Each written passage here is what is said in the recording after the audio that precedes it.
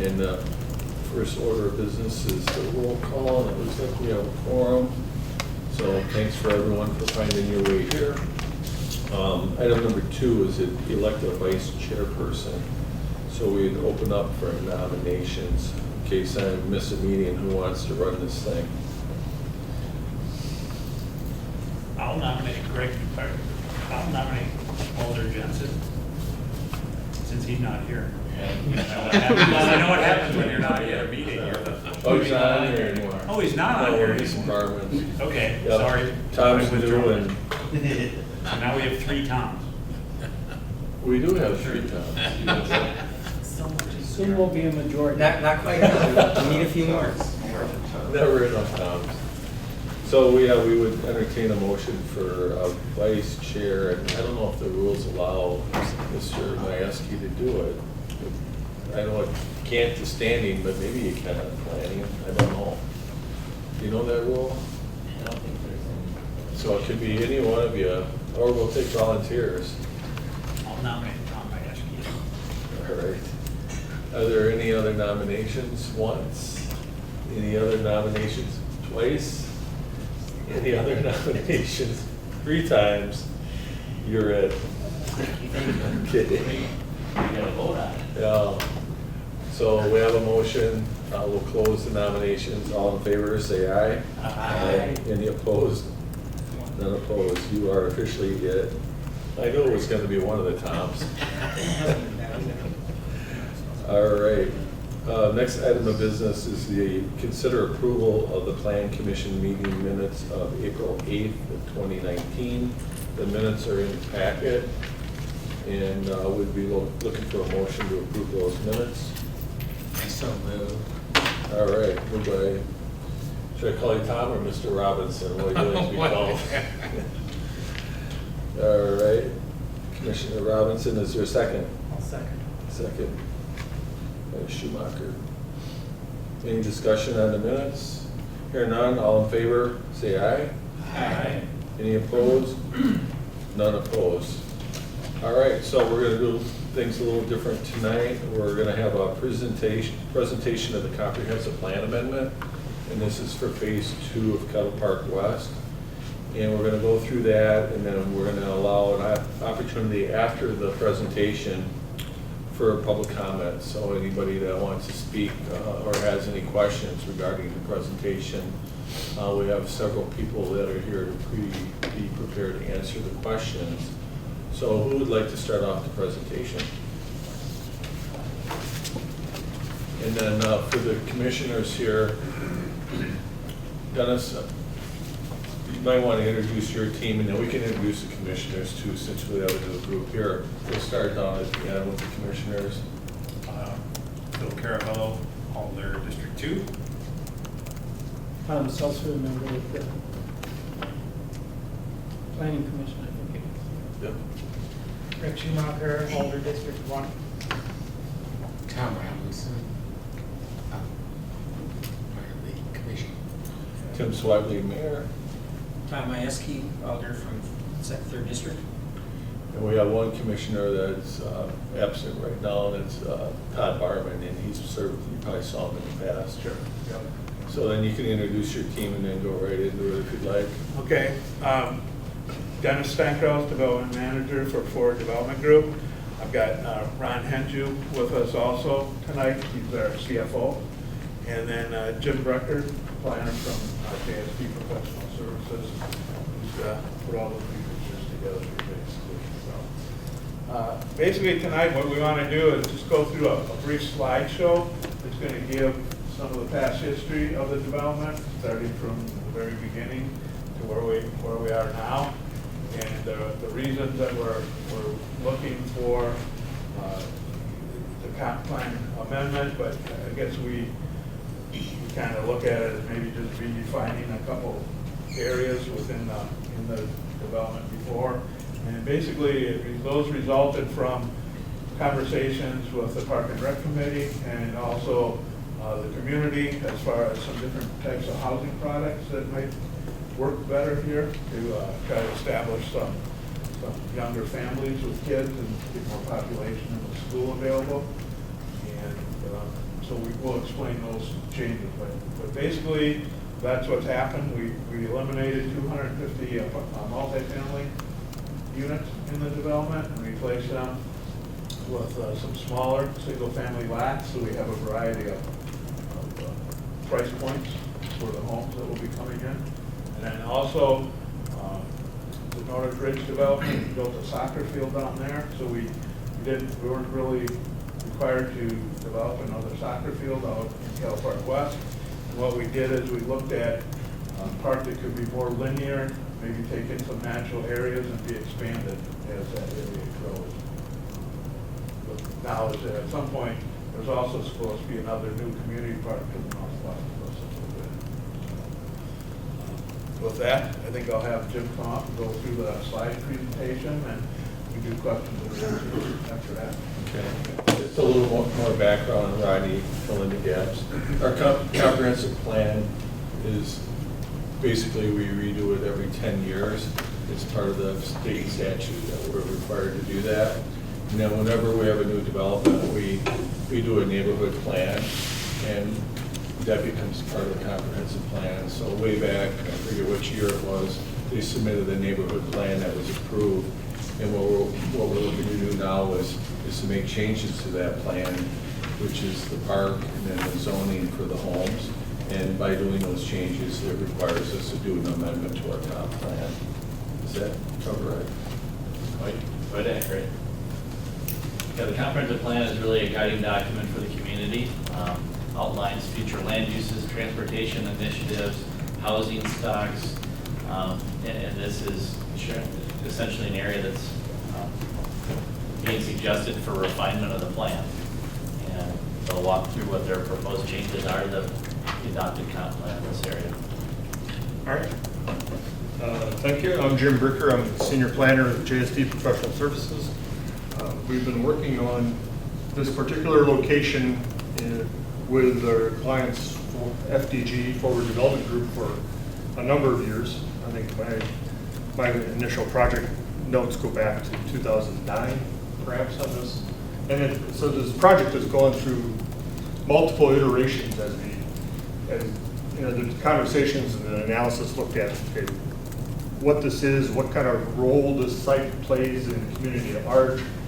Then how do you get through what we loosely entitled entitlement processes? As we annexed it, we needed to get it in the urban service area to provide extensions of sanitary sewer, and then how it fits economically in the community and incrementally growing as we deal with traffic, as we deal with different kinds of land uses.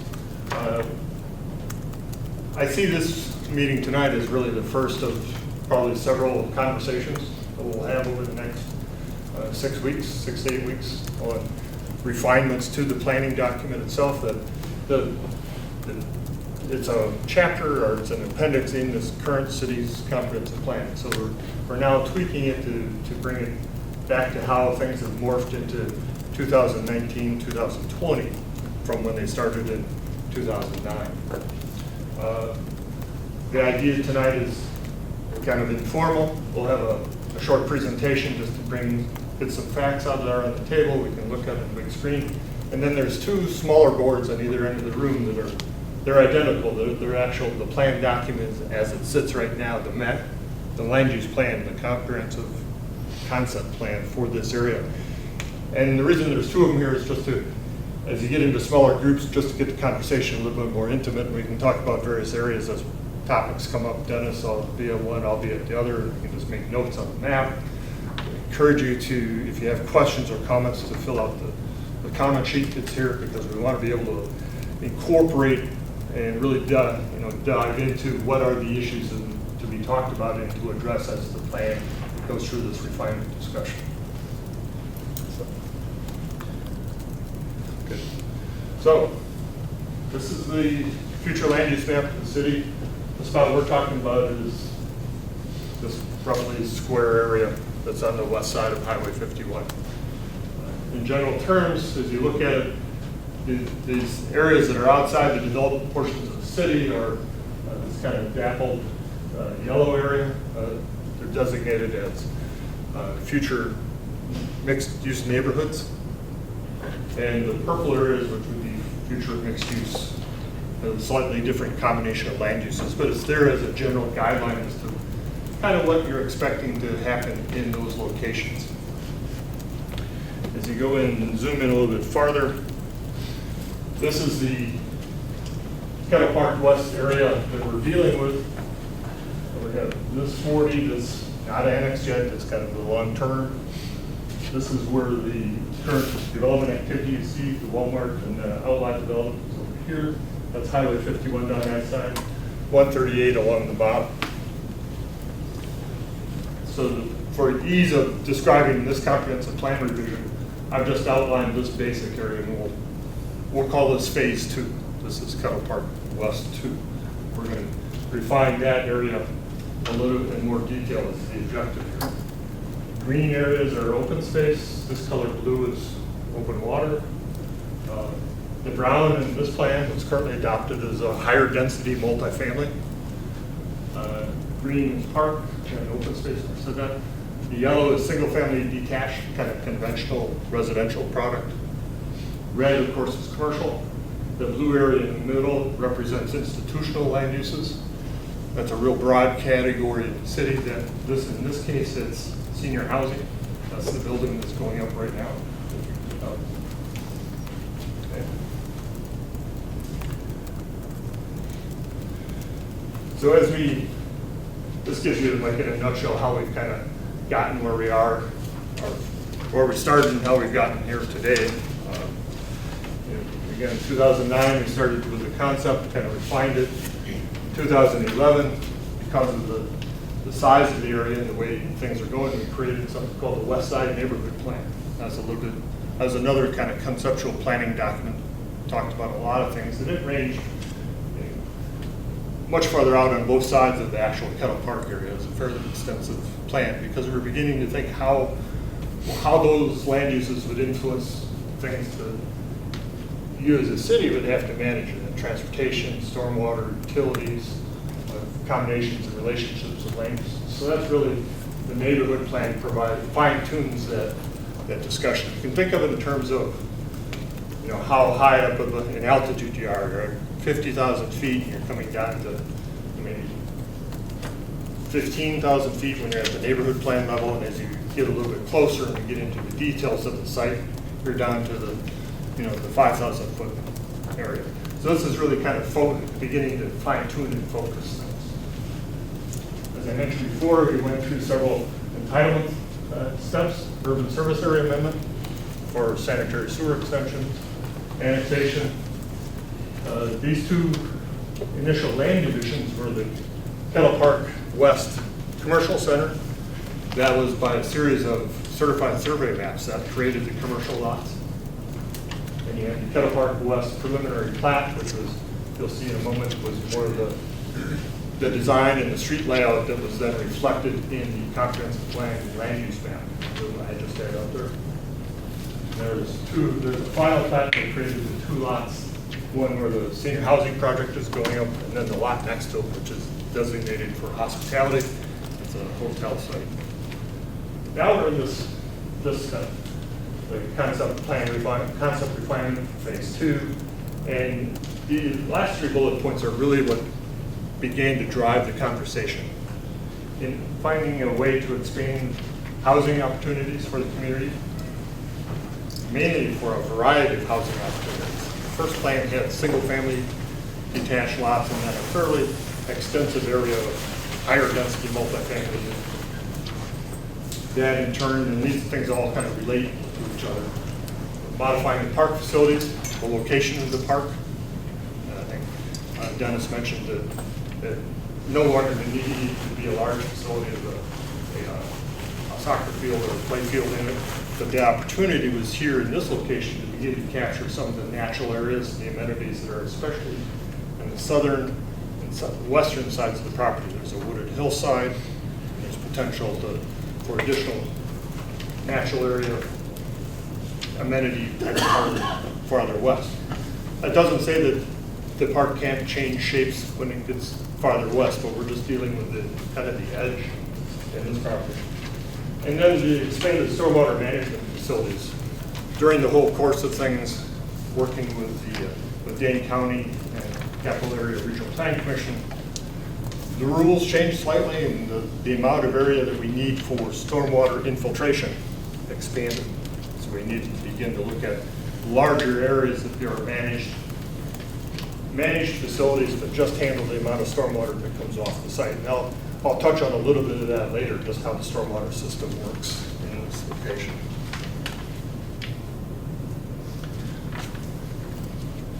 This is the plan that you see on the two boards. This is generally how the concept has evolved to work now from a stormwater, or from a general land use standpoint. I'll touch on some of the items and we can leave it at that, and then we can get into the conversation deeper. Of course, to the purple areas and the dappled areas, these are the land use designations from the current comprehensive plan. We're not dealing with a whole lot of space to the west of the property.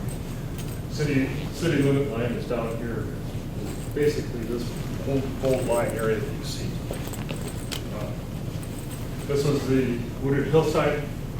The FDG made a commitment to preserve that up front. That was from way back in 2009.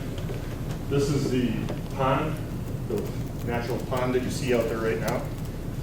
The shape of the dark area of the open water changes seasonally, but that's the area. This portion of the site right here is stormwater. Stormwater detention. Essentially, all the stormwater flows into that location. It is then, because they're open ponds, they're managed to handle sediment control. All the sediment comes out. Stormwater then flows from there into here to support that ecosystem. It's designed to maintain it and help restore it, rehabilitate it perhaps as a wetland. But this area will bounce up and down as far as stormwater goes. When it reaches a certain level now, pumps kick in, and it's pumped up to the very top. That green space up there is where the infiltration areas are. And the reason they're up there is because that is where the soil is that is infiltratable. So it doesn't, of course, it doesn't soak in real well in the pond. That's why it's a pond. So you have to move that water. Once it's treated, essentially getting all the sediments out of it, into areas that will infiltrate. That's very simply how the stormwater works out here. Let's see, other questions? You'll see on the next slide or two what the main changes were in the middle of the site, which is the subject of this comprehensive plan. But first, let's see. Data. This is preliminary data. This is how things are evolving. The current plan numbers are, and it's primarily, this is a summary of the residential areas. Current plan amendment on the version is down the middle. Roughly 495 units total, and they're allocated between single family, kind of conventional lots, SR4 and SR5, or zoning districts that you currently have in place. Low to moderate density multifamily, these would be duplexes, townhomes. That's the TR6. And the MR10 is a density, the 10 is 10 units per acre.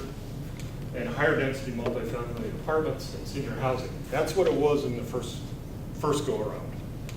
We've now kind of, as things evolve, are proposing the refinement that's on the right-hand column. You'll notice that we're increasing the variety of housing opportunities. We still have some SR4 and SR5 lots. We're creating areas that are smaller lots with alleys. If you follow the development trend, more traditional urban lots provides a different kind of house type, different, much smaller yard, and they're served by alleys for parking. Duplexes, townhomes, still have some areas in that. It's mainly because of geography and the topography out there. There's remnant areas that you can't deal with any other way from a land development standpoint. And then we've eliminated, as Dennis mentioned, all these apartments that were that dark brown area in the middle. So you really only have the high-density areas such as the senior housing. That's basically how it works. I would anticipate there might be some, squishing around of some of the numbers as we proceed through this discussion and look at land use efficiencies and how things would work from a development standpoint. But I think we're really looking at, in this go-around, essentially from 495 to 295, a 40% reduction in housing units in this area.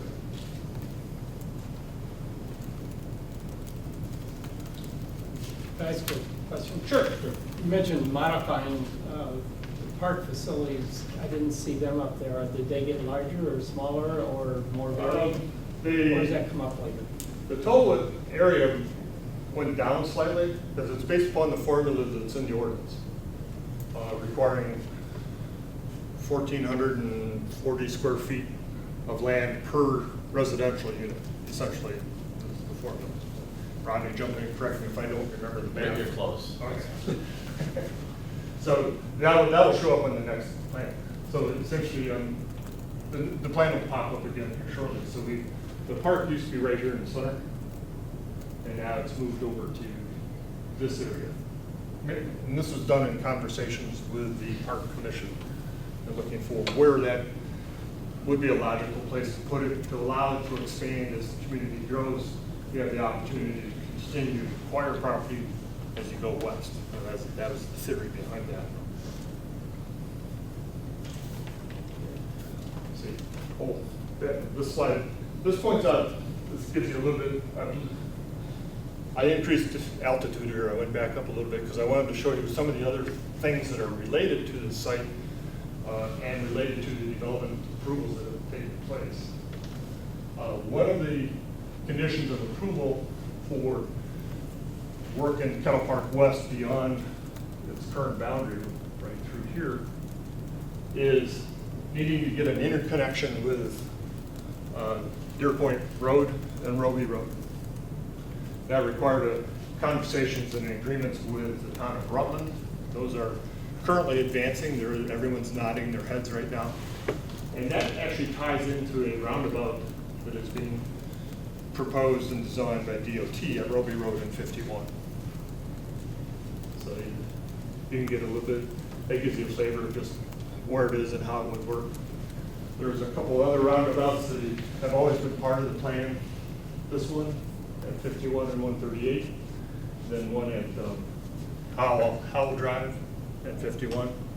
As we generate infrastructure to manage traffic that's both existing in the city of Stoughton, how to improve and maintain free flow movements along 51 as much as possible, and to manage just generally how things kind of move around from a traffic standpoint. They're planned for 2021, This one? all three of them. All three of them? Okay. So in 2 years, 2.5 years, you'll see this.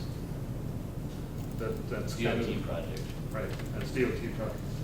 Traffic signalization here will stay as part of the system. And the reason you want to do that is mainly it provides besides controlling some of the free flow movement of vehicles in the intersection, that's where the key pedestrian connection takes place.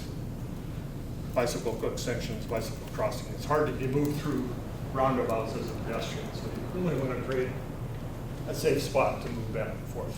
Do you have a question? Yes, Sid? back there. Could I ask a question? You have a solid line on the bottom of that, and Oak Opening Drive is not going out to 138 then? Oh, right here? Or Yeah. Yeah.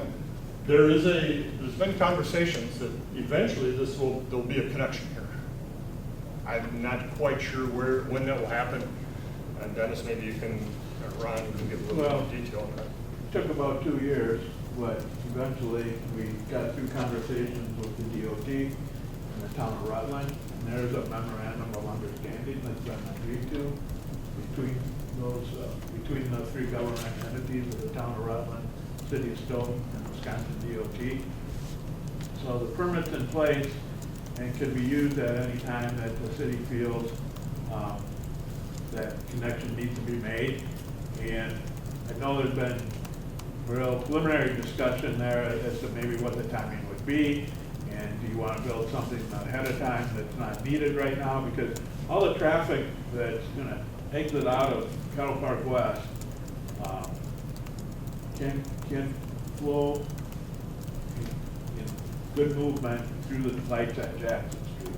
Now we're connecting Oak Opening to the north, so we've got a second emergency entrance into there. And then the option that'll be discussed with the city will be the timing as to when something gets done on 138 and Oak Opening to the south. Now, the permit does give us, the city, an opportunity to put a right-in, right-out at that intersection. It also allows for a full roundabout at some point in time. And I guess, discussion with the city will be the timing, and do you want to build something temporarily? Do you want to wait till the roundabout's needed? And that's something that, the city will have some conversations with. Okay, to add to that is the change in land use and removing this high-density residential that we had in the middle effectively reduces the amount of traffic generated out of this neighborhood by 13 to 15%. So just changing the combination of proportions of land uses reduces traffic. So that was one of as we were going through the conversations, that came up in discussions. One of the other things that happens from a stormwater standpoint is this what's called a forced main storm sewer. Because this particular topographic area of the community is a closed depression, meaning that the stormwater in here doesn't flow surface-wise anywhere else. You generate, so it all, from this 400 some acres that are around here, all comes into this pond and stays there until it soaks in. Under the rules that we had to work with, especially the comment and impact from Capital Area Regional Planning Commission, they said, well, you really got to be thinking in terms of an emergency, essentially an emergency overflow for the back-to-back 100-year storms and 500-year storm events. And the only way to do that is to keep this pond from just getting too deep, too high, manageable, is we needed to have a second emergency pump system that eventually would get the water out of that excess water in those huge storm events out of this basin and into the Yarra River drainage. It's one of those things you just have to deal with. You have to plan for, design for that ultimate emergency event. And that's assuming that 500-year storm. So quick question on that light again. So with the odd layout of that Jackson Street and car dealership frontage road, Oh, right here. the traffic models are saying that all of that increased traffic is going to be able to handle it? All the models say that that intersection as lit, as signalized, accommodates this traffic, the traffic patterns that were generated out here. So there's something that I think we got to constantly monitor just to make sure it works. Yes, back here. Yeah, at the end of Oak Road there, where it dead ends, and you're talking about coming out to 138. Now, there's when I seen the plan, it looks like there's going to be apartments and that stuff down in there. Okay, let me flip to the side and we can Okay. talk about The brown area there, Right. that's going to be apartments and that. No, this is actually a moderate density design. There's like 18 duplex condominium units that go in there. So it's not a high density area, but does. And that's one of the ones that topographically, this is a difficult space to work with, just the way it works from its extending sanitary sewer and managing development. So this isn't going to be high density. In the long term, it's probably, 18 duplex type Okay. buildings. But So as low as that property is from 138 and that drops probably right off of 138, probably Oh, yeah. 40 feet. well, not quite that much, but it does drop a lot. This would all be filled. Pardon me? This would get filled to bring it up. Well, that pond's going to increase huge then in depth Well, as soon as you start filling that Well, in. it will have a berm around it that contains that water from those huge storm events and that up and down, and then it's pumped out into the infiltration areas. And then from that berm level it would be basically the basement entry of these buildings, and then 1 story or 1.5 story home above that. So this isn't that big a vertical change when you get into the details of the topography and the grading. This graphic illustrates, you can see through here what's the current concept for creating these alley lots through here and here, and the different change in land use. This is overlaid on top of the existing comprehensive plan. So you can see to create the framework for the new concept, this brown area needs to change to yellow. That's what's shown on, you'll see on the other maps. This green area, the park, changes to yellow. This becomes park. So these are the elements of the comprehensive plan that need to be revised in this refinement. So that as this comes together, this is the drawing that really will drive things, because this is what determines the zoning decisions and the land development decisions. The original plan had a higher density, medium density multifamily in the corner. That in the current plat that's before the city to create that top tier of lots, that's in there as an outlot. That can't be developed until this plan gets changed to allow that single family product to be built.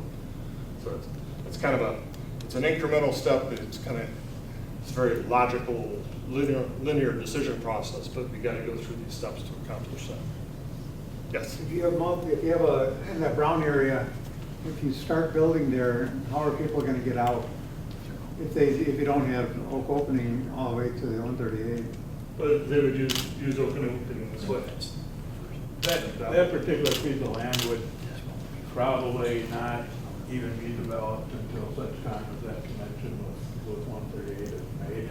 I mean, we're kind of up against some things as far as, length of cul-de-sacs and things like that. So we're just setting it up for the future, and it's not a priority now.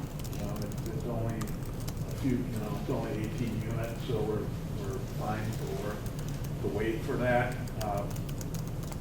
We got a lot of product to sell before we need to start looking at that particular piece of property. But you're gonna have to fill that in before you even think about building all that other stuff, aren't you? No. Where is the dirt coming from, and how are you gonna get it there? Well, Without going through the park and all the other there'll be complexes. some dirt movement in there. But, it's not, it probably won't be up to its full grade. We got a lot of basements fill that we can take down there once the homes start going up. So we'll have a design for our grading plan that'll basically balance the site. And some of it will be left a little bit lower because of the basement well that ultimately will end up there. So, unless there's specific questions you want, I can try to come up with some of the data and analytics on it. If not, I will definitely write them down so I can take them back and we can come up with specific answers as what your concerns are. This is the plan as it sits right now. This is kind of how we'd like to follow up the conversations tonight, is your ideas, thoughts on this arrangement of land uses, this location, kind of the overall strategy and how this is evolving. So with that, I'll turn it back over to you, Dennis or Rodney, and we can go from there. All right. Are there any questions from the commissioners? Okay, I don't see any. I guess I'm mostly concerned about your infiltration area and the water management of the site overall. Okay. With as high as the water table sits in the city at the moment, do you think that would be sufficient, especially to wedge the infiltration area in between the business buildings and, particularly for those future houses that, that are off in the future in there? Would it even be wise to dig basements if they're right next to an infiltration area? There's quite a bit of grade change between the water surface that happens here replaces that stuff. I mean, Okay. that's still quite ways down.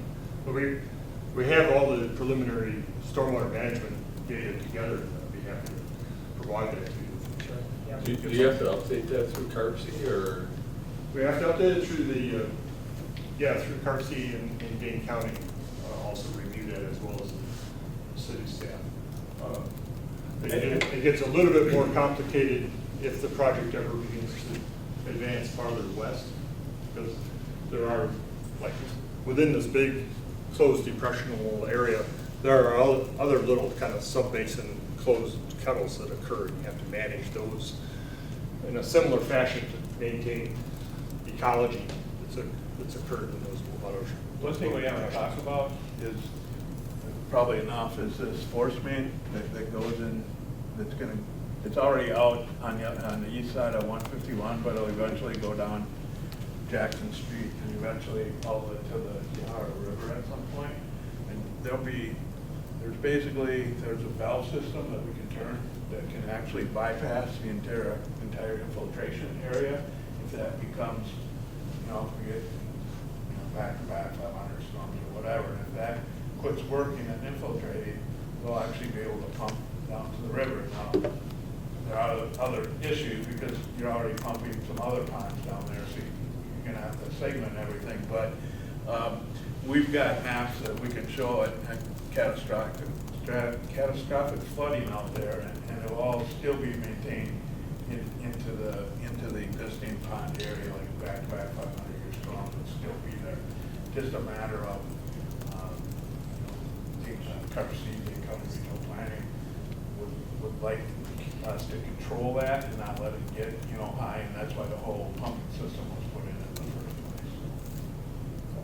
Okay. I can also talk with Robin too about Sure, yeah. seeing what the overall wastewater water management is. Sorry, I'm interested in that kind of stuff. Sure, that's fine. We gotta go through that whole process, so I think we'll have all the answers for it.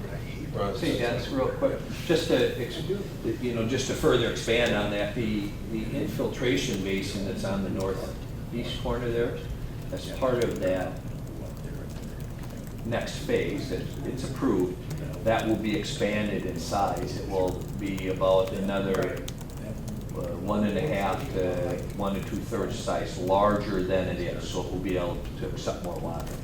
Down here on the north side of the pond is a retention basin that will also be expanded at that time. So the full stormwater will be in effect before we do that next phase. So we'll be increasing the capacity, which will allow the first, I think, about half of the development to be done before that force main needs to be put in place. So that would be the first step in managing the stormwater on site. Did I say that correctly, Dennis? Yeah, I think part of the concern is if you go out there now, the level seems like it's really high. And last year, at points, it seemed like it was drying up. So the flow level is really varied out there.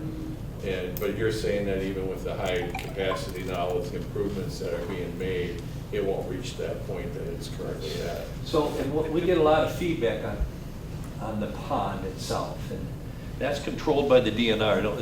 I didn't see, were you the gentleman who asked if it was going to get deeper back here? Who asked that question?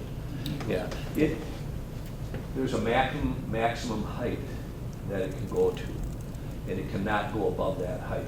The DNR, CARC has determined that. So what happens is when it gets near that height, then it's being pumped up to the infiltration basin and lowered. And if it doesn't have to be pumped, it does go up and down. It's amazing how much evaporation and other things occur over time when you have, sun. dry. So there's nothing we can do about that as it relates to, and we wanted, maybe I shouldn't even say this, but we approached the DNR and wanted to amenitize it, because then it would make it look a little better when it's low.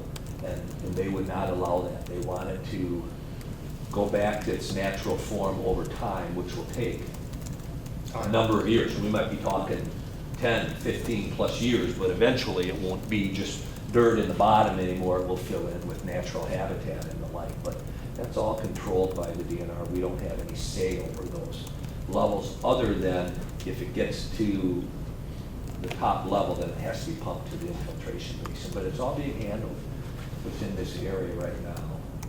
And so anyway, I don't know if that helps, but. I think the other thing is we do have dual pumps out there, so that if we get the back-to-back wind storm, we can actually pump at a faster rate to the infiltration area. Otherwise, we just try to keep it within this foot or foot and a half bounds of the county. Cover C wants to be, try to get that done. I think we have, in theory, like 48 hours to return it back to within those levels. We've got the charts, we've monitored all that. I mean, you can see when we had the big rains, it fluctuates a little bit, but I think it's working the way it's supposed to. Are you guys seeing this on other projects that you're doing? Nah, not to this extent. Yeah. We try to stay away from kettles now after this. There are several kind of kettle, what we call kettle projects out there because they're closed basins that we've had to manage in similar fashions. I don't, this one is one of the first ones out of the gate, and so it's really become this kind of case study on how the water systems work. Can you speak to the change of the roadway design? Jackson Street now continues through the site and some of the rationale for that? Sure. One of the, if you saw one, remember when the earlier ones, when the park was in the middle? Jackson Street essentially teed into Oak Opening at that point. And then our northerly and westerly street system actually started down in this area and went up and to the west. As we got into the design more, we decided that Jackson Street was providing that collector street function, and that would be a key way to accommodate future growth to the west. Whether it's in this future phase, for Kettle Park West 3, who knows, or if it's something else that happens either north or south or west of there. Jackson Street getting that key route of traffic to Highway 51 and then east towards the high school was a key facility. So that's why I recommended extending Jackson Street as kind of the backbone system for serving areas farther west. That's why it appears at this point.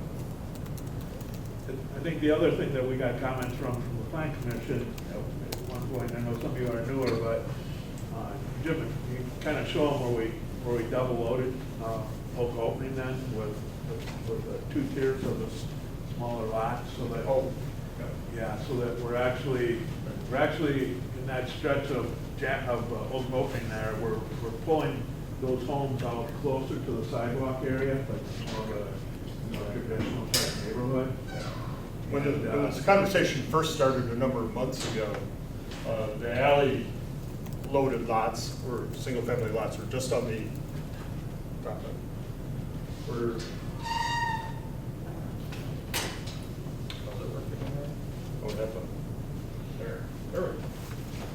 this was the initial area that we had for this alley, new urban product.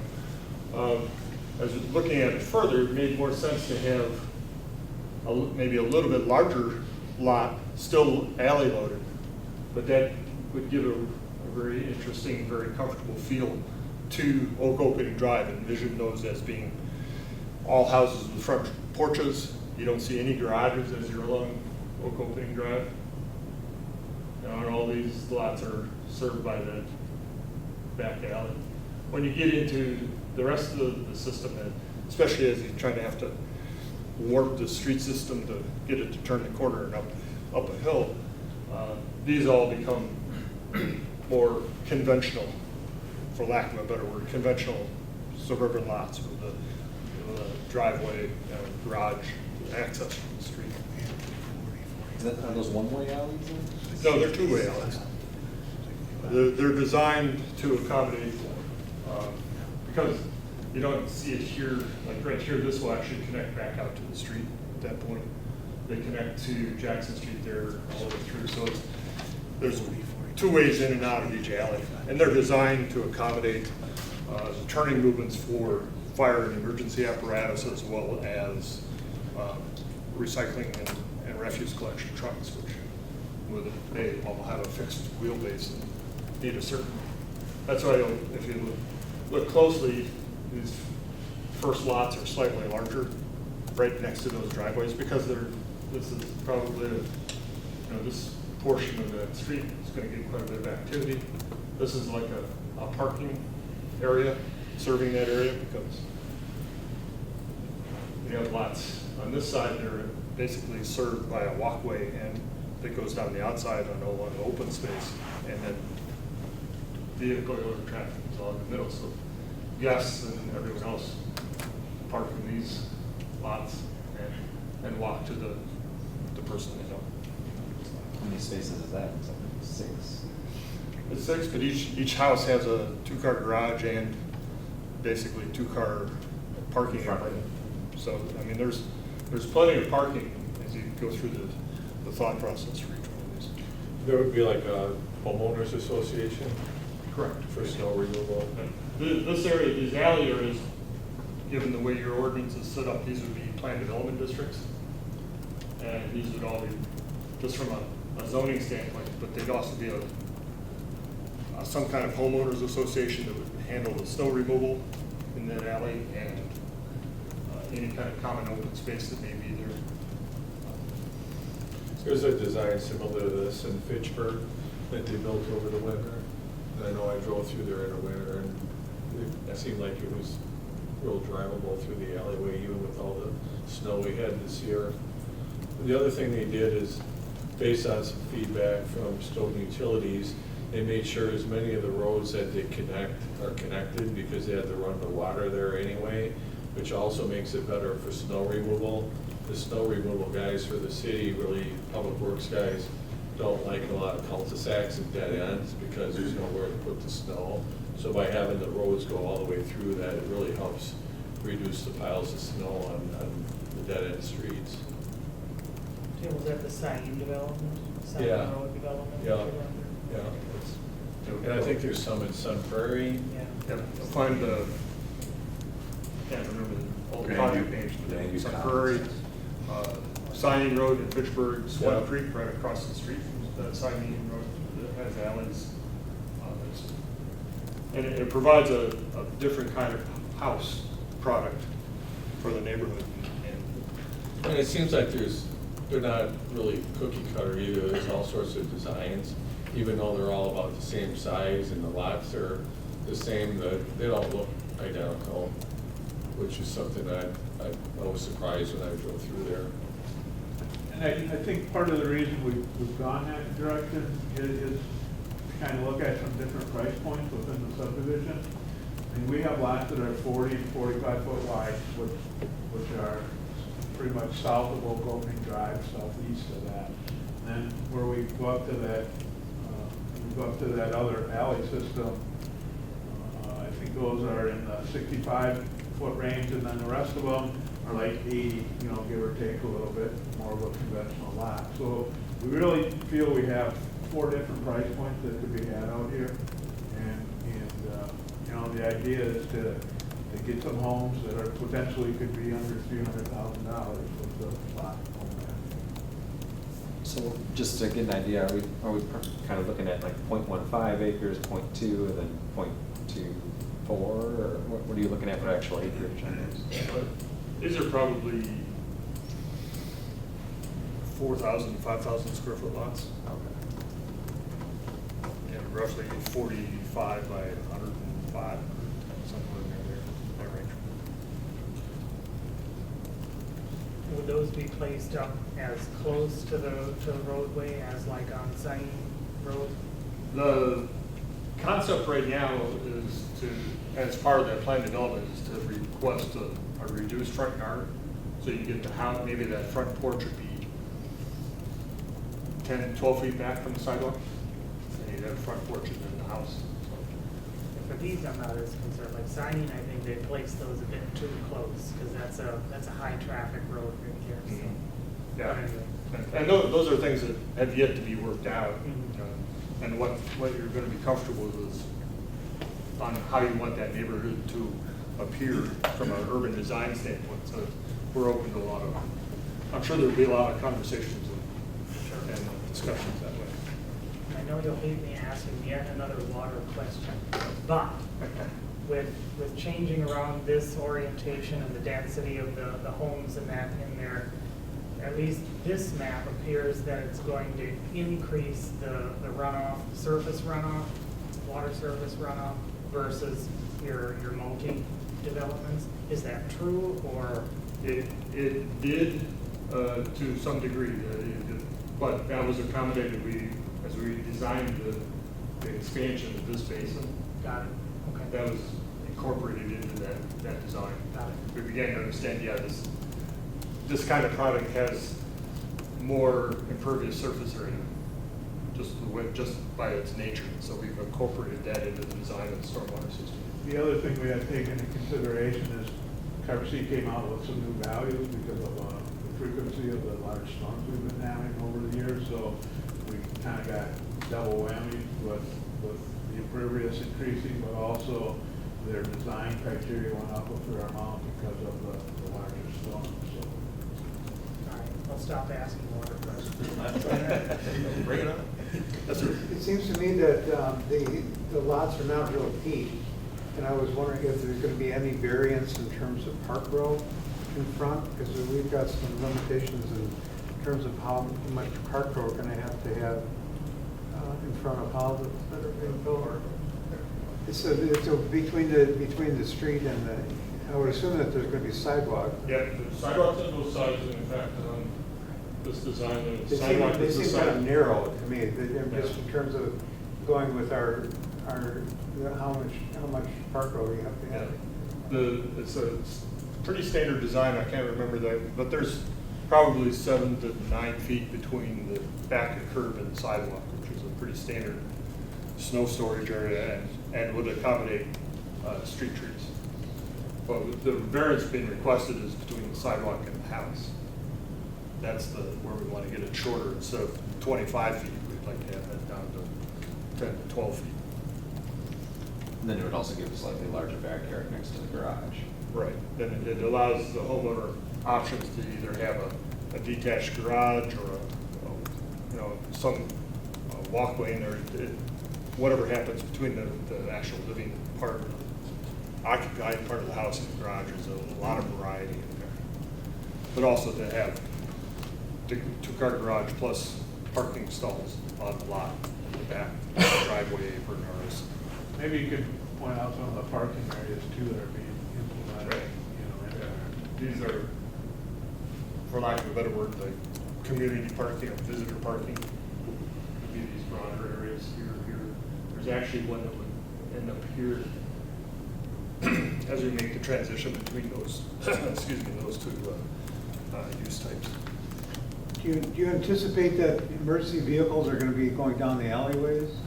Yes. They're wide enough? Yep, they're designed to accommodate that. And then there'll be parking on Oak Opening. Yeah, there's street parking on Oak Opening on both sides.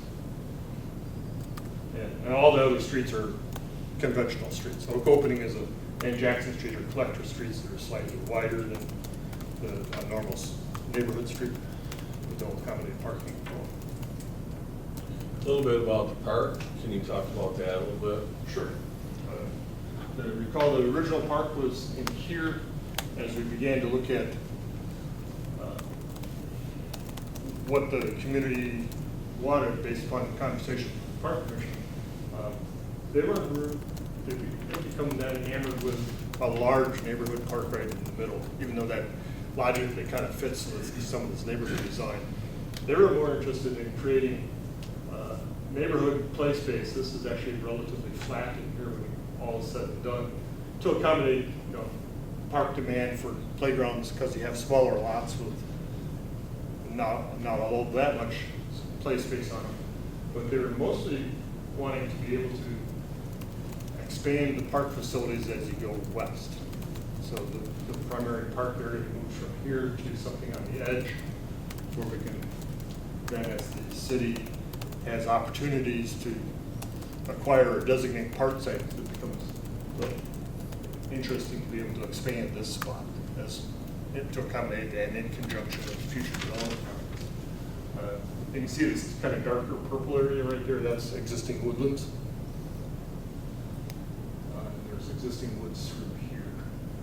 And that's private property there, though. Yeah, this is, this is the neighbor, so who knows what will happen. That's a conversation that's not here, not now, but at some point in the future. Will it be fenced off, or? Don't know. Don't know. And is there going to be a playground with all those young families moving in? Right here, this park area is relatively flat in the design, so you can get actually a fairly nice large playground area. The other concerns that came up at park is we didn't really want to have the park surrounded by homes, and this allows more access from the road. And I think it really might even decrease the amount of traffic around the park, because before, as you mentioned, that Jackson butted right up to the park, which I think was going to create a lot of congestion there, going in and out of there. So I think having this off to the side might help alleviate some of that congestion. And then how about the trails? And the trail, what you see on here, this dotted line, is there's an existing paved bike trail, bike trail along the north side of Jackson Street. That would be extended to Oak Opening. And then that same type of facility would continue north and south along the west side of Oak Opening. And it connects into the park here, just with an arrow at this point, because the park committee wanted to determine where it goes on their own. But that's designed and intended to be part of a much larger trail system that goes up here. The our new large community park is designated on the city's maps as being north of this site. It also allows the potential connection of that trail whenever the city determines what happens with Oak Opening Drive, connecting to this Dane County system, which is running, or will run along the north side of 138. So we tried to integrate that overall trail system into this planning as well.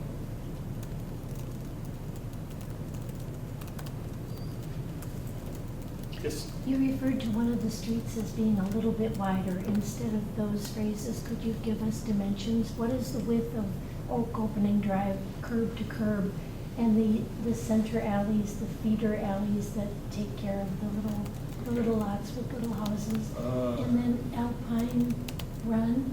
Sure. If you have those. This would be more of a conventional city street, which is a 66-foot wide right-of-way. And I hope I'm not steering it wrong, it's like a 32 feet face-to-face curb. Does that sound right? Which would that be? Which of those? That would be like Alpine Run. Okay. Oak Opening is an 80-foot wide right-of-way. Sidewalk on one side and a paved bike path on the other side. And the street itself, if memory serves me right, is 44 feet face-to-face or 42 feet face-to-face. Forgive me, I can't. That's. But that and the relatively. And the alleys? And the alleys themselves are, now, I think the pavement's 26. yeah, 26 face-to-face. Okay. I know and then the alley width is something greater than that because we accommodated the ability to have snow storage within the alley and, like that, because you got to plow the alley, it still has to go somewhere. So the alley itself is probably pavement-wise 22 to 26 feet. I'm afraid I don't remember exactly what the number is. But the important part in the alleys is we went through the exercise of using a program called Auto Turn, which allows you to computer model the fire truck moving into it and around, making the turn at the corner, so it's wide enough to accommodate that. I think one thing to take note at this point, I mean, we're still in conversations with the Public Works and everything as far as street widths and where the paths are gonna go. So, I mean, whatever we're saying is sort of what's on the table. We haven't agreed to anything yet. We haven't got a lot of feedback from the city. So I think all of those are potentially subject for some tweaking.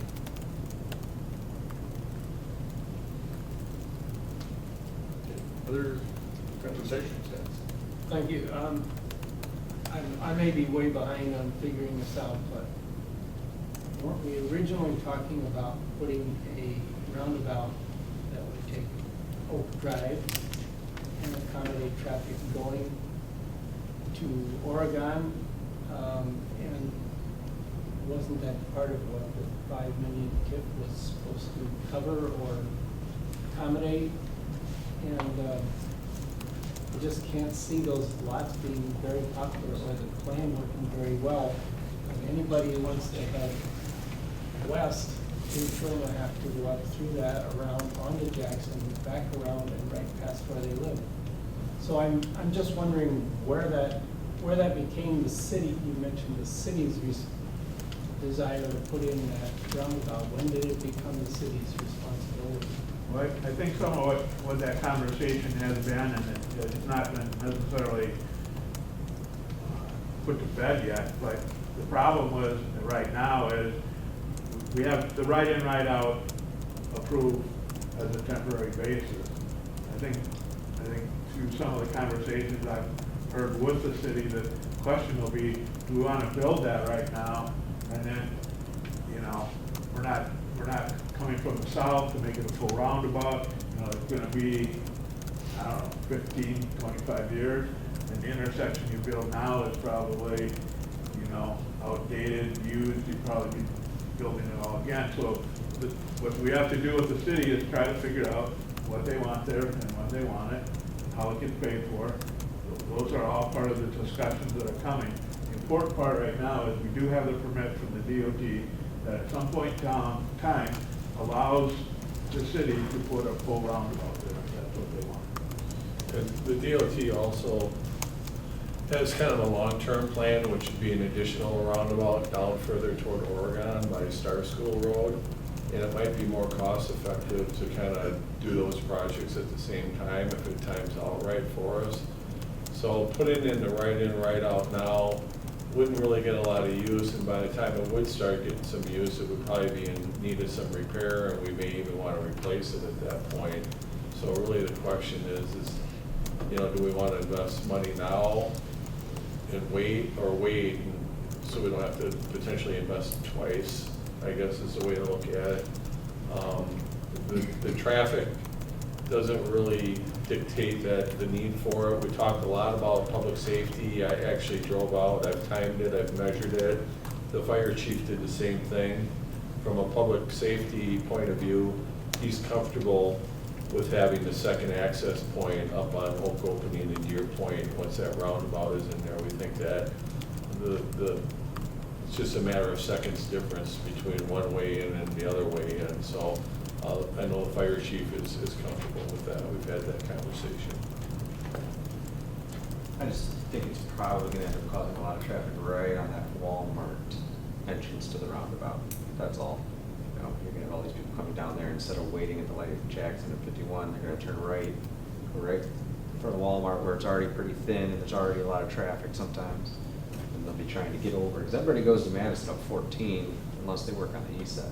So just a thought that it might get a little congested right in that little alleyway if you don't have that go all the way to 138 on Opening. Well, we're hoping we can get to the point where we want to put that in. And this is kind of a step in that direction. Even if it was just a right turn only, because it's going to be a little dangerous going across 138 a lot. That could be an option without doing the roundabout right away. Yeah, there That's would an be no idea. left turn there. Yeah. That way it's safer, and then people can still make it to Madison without having to go through Walmart.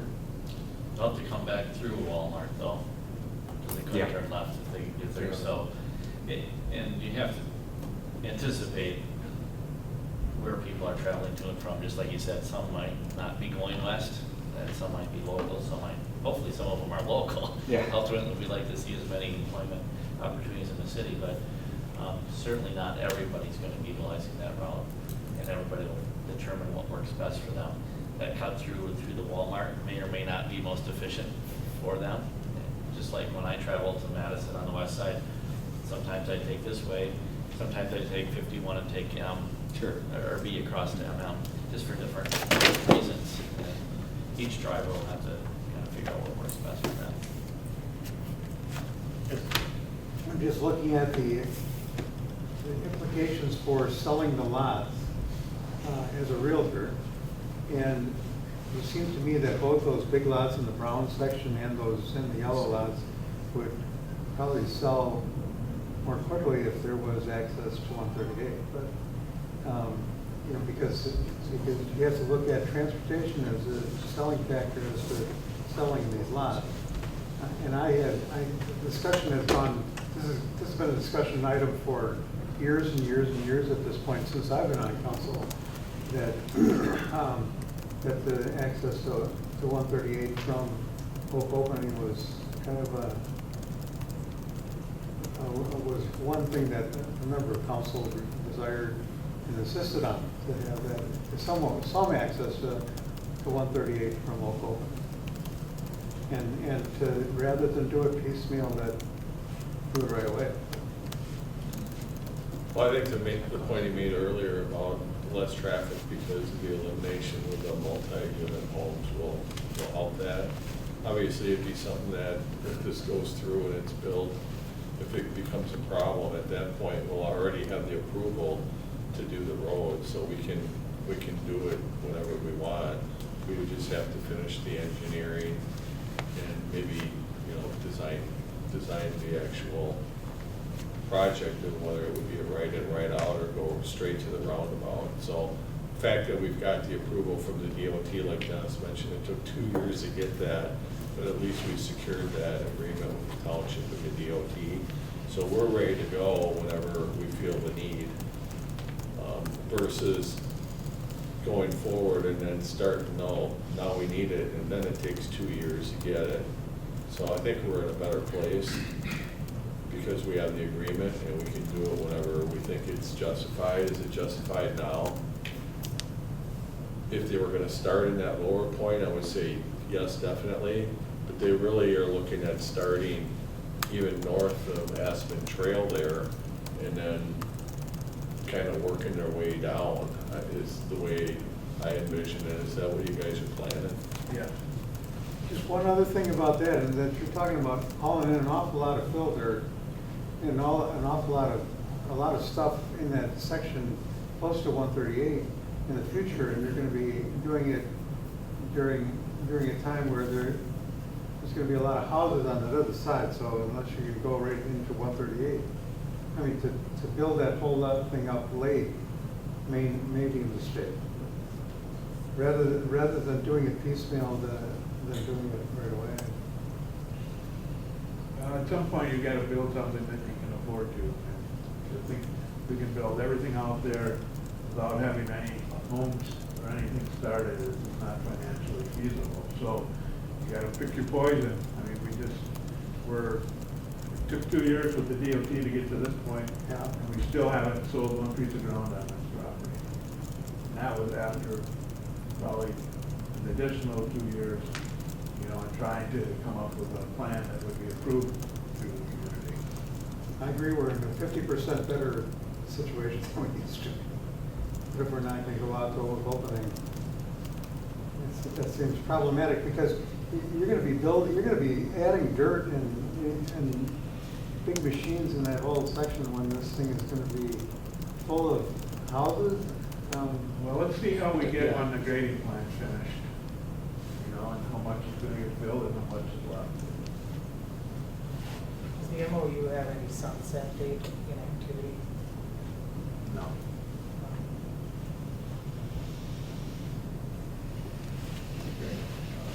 Do you have any other slides or? No, this is All right, if there's no other questions, we can walk around, is that the plan? Yeah, and if you want to, if things occur to you, you can talk to each board just to look in more detail. And please pick up the comment sheet here, stack of them over there. It's really important that we get everyone's ideas down and also include your email or telephone so we can get back to you. I can get more detailed information back to you. Get into the weeds of stormwater management. That what I'm Subdivision that requires just one. There might be a chart. Is there a, Or you can well, make I it don't know, like, good, it all depends on Yeah, how what I much Where do you guys wanna market go? lots. I think I would anticipate anticipate, especially on the small That's lot. fine. I want to entertain a motion. You're actually. Get into the architectural design. Okay. You gotta have some consistency. Motion by Carvel. But the rest of it is basically conventional. Okay, Seltzer. All right, any conversation about adjourned? Hearing all in favor, none, all in favor, say aye. None opposed. Okay, we're adjourned from this, and then you guys can go around, I guess.